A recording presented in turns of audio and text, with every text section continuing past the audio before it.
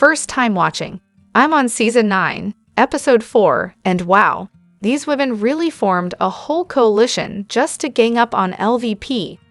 Her brother dies in a tragic way, and their response is to treat her like garbage over dog drama. Seriously, I'm honestly shocked.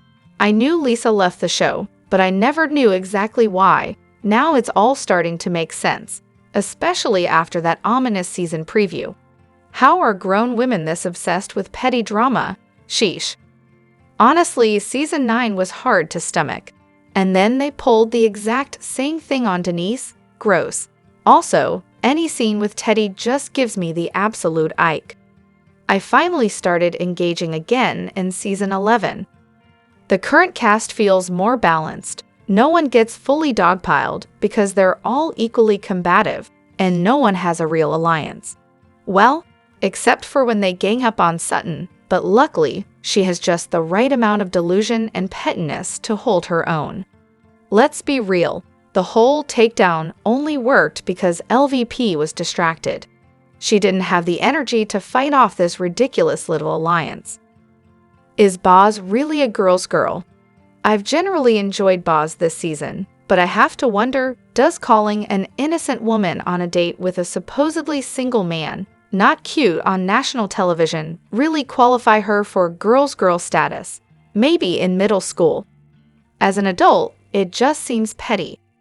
I get that emotional maturity isn't exactly a requirement for reality TV longevity, but tearing down a total stranger to make your friend feel better, not exactly the empowerment moment some people think it is.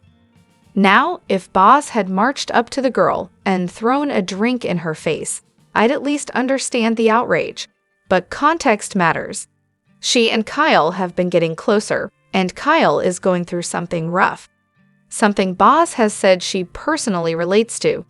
Remember when she talked about how heartbreaking it was to see her ex with someone new? This was her way of lifting Kyle up, making it clear she's on her side. Sure, it could come off as mean-spirited, but does it really cancel out her girl's girl status? She's being a girl's girl to her girl. That doesn't mean she has to be one to every random woman who happens to show up, especially when that woman is rumored to have staged that airport pap photo for attention. Though let's be real, it was definitely Mo. And let's not pretend this is happening in a vacuum.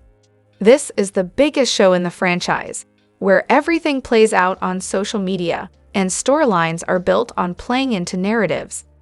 Acting like this moment wasn't part of that larger machine is either moral grandstanding or just plain naive. Also, let's be honest, anyone claiming they wouldn't do something like this for their friend is either lying or a bad friend.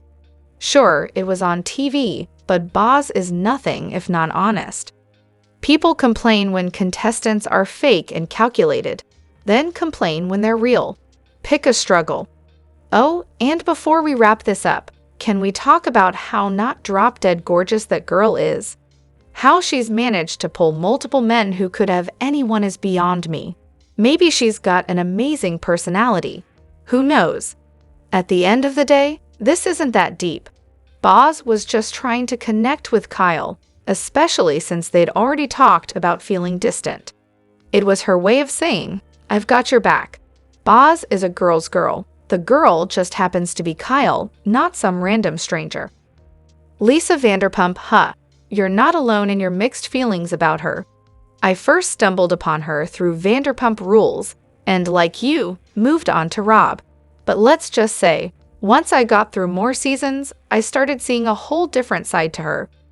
In the early seasons, it seemed like every housewife had a turn accusing her of manipulation.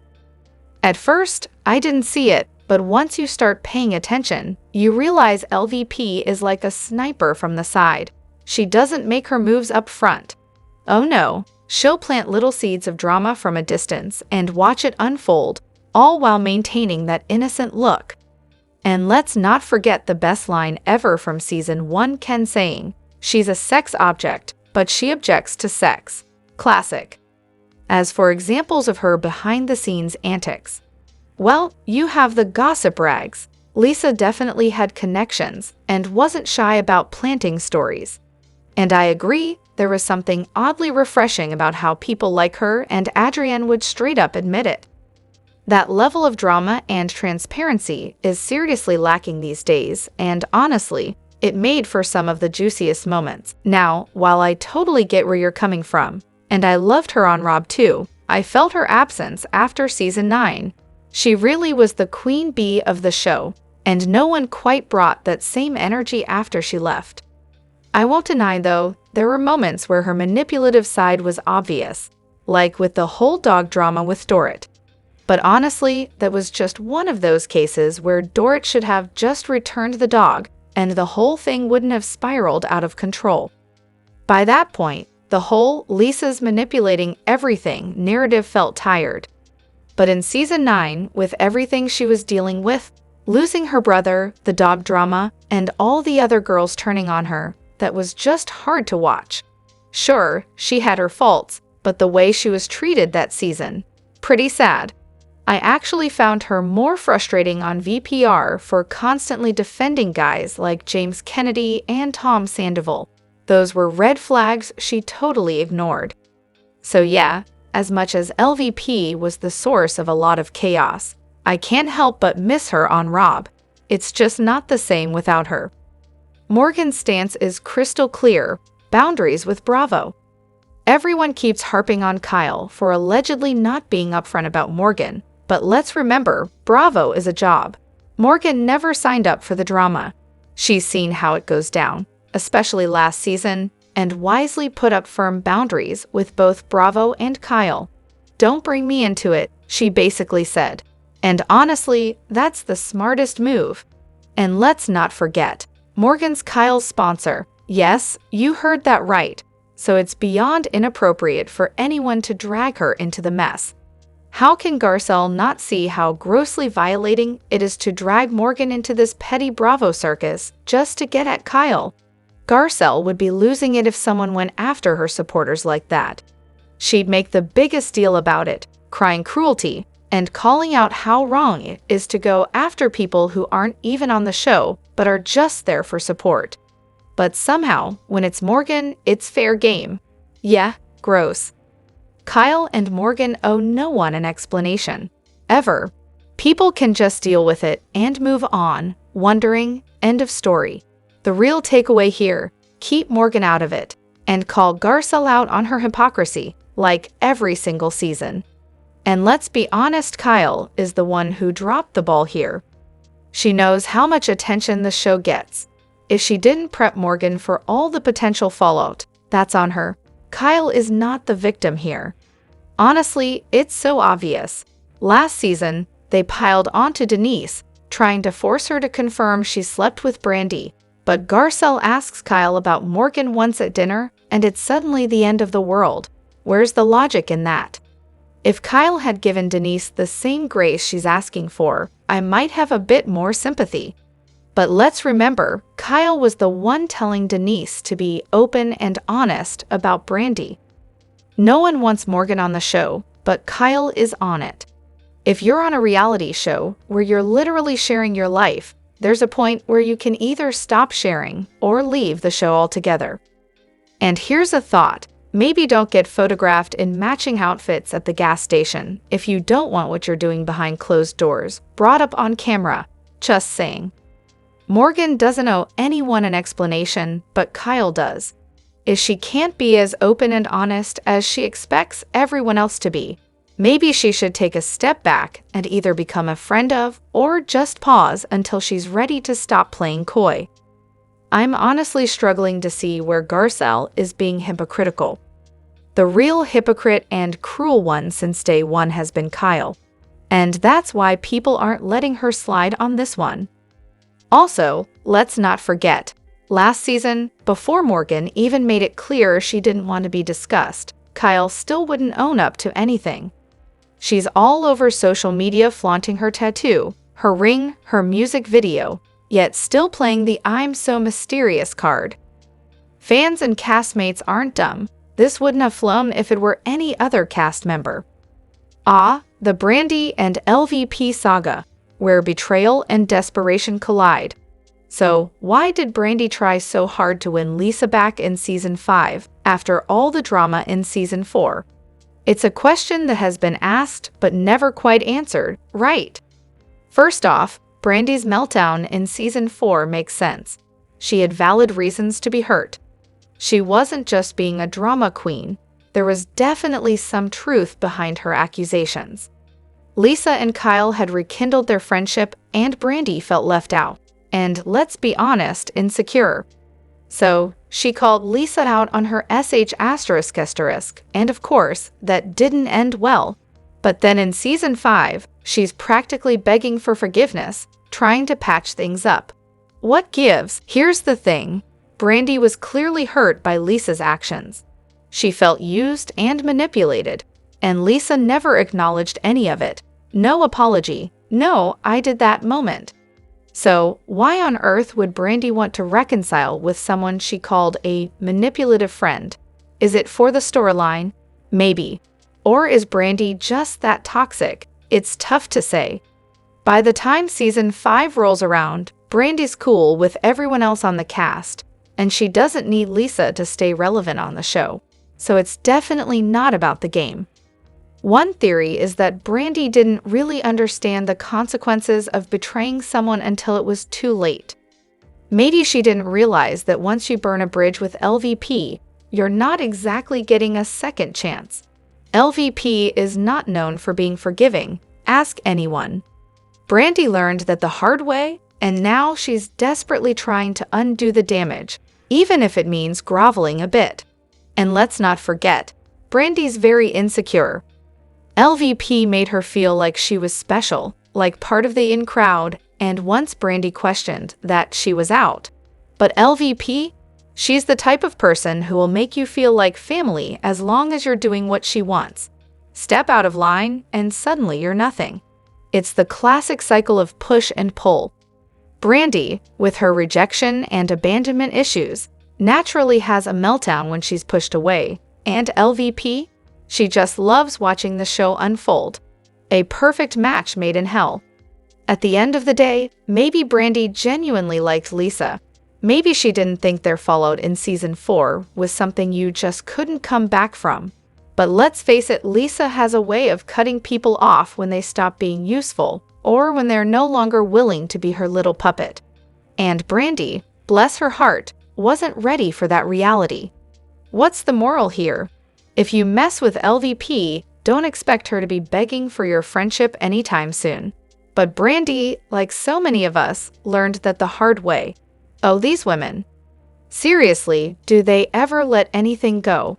I started watching Real Housewives of Beverly Hills from the beginning, and I'm currently on Season 6, Episode 19, and let me tell you, the amount of grudges they hold is absolutely exhausting.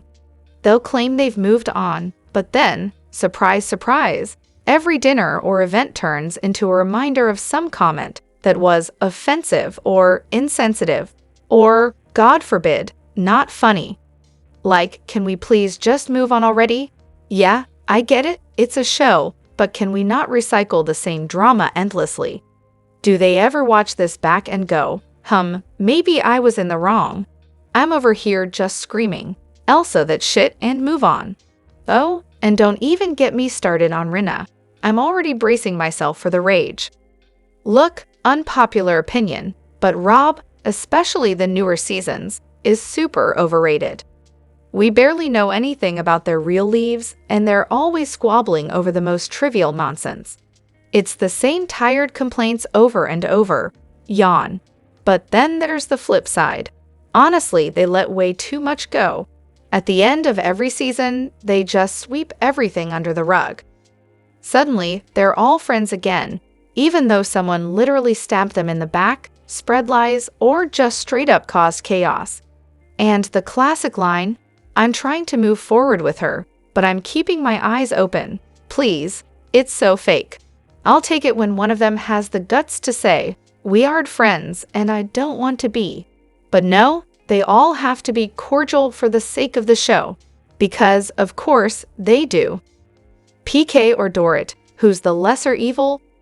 Well, Dorit recently did an interview on Bravo Daily Dish where she casually threw shade at PK, suggesting he thought his sob story would earn him sympathy from viewers this season.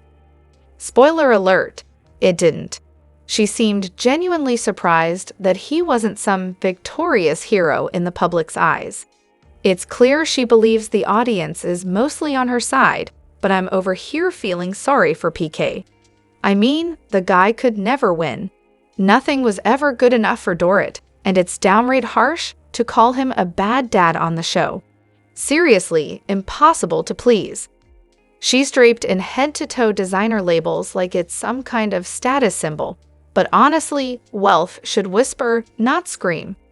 I wonder if their financial struggles stem from PK desperately trying to keep up with her expensive tastes.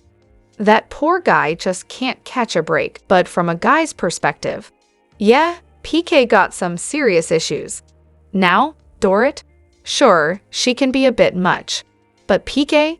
He's giving off some major bad vibes. As a husband and father, PK is, well, let's just say he doesn't get any awards. When things got rocky, he'd take off to London for weeks at a time. You know, maybe FaceTime the kids for 5 minutes and call it a day. But honestly, who even knows what's real? We only get one side of the story, and I'm not about to defend either of them based on what's edited for a reality TV show. If I had to choose, though, they're both unlikable in their own right. PK feels like a man-child, while Dorit comes off as, well, self-centered. But if we're talking about things like alcoholism and gambling destroying families, and I'm still skeptical about how much of it is true, I might lean towards Dorit. Not that I'm running to her defense, but it's something to consider. Then again, there was that time PK spent, 39 days in London the same year as the robbery, and he just left Dorit at home with the kids. That's not exactly Father of the Year material. I'll admit, Dorit does seem to carry most of the parenting load. That alone might make me lean toward her, especially since PK seems like a giant man-child. His handling of the separation was pretty cold, too. I'll never get behind Dorit's obsession with flashing new money designer labels, because that's honestly embarrassing. But between the two of them, yeah, no way I'm backing PK. Oh, Drip, you know, that little song Erika Jane is gracing the world with was featured in the movie Anora. I'm not sure if anyone's talked about this, or if Erika's even mentioned it herself, but it's happening. I was kind of intrigued by this movie because, surprise, it's filmed in my neck of the woods.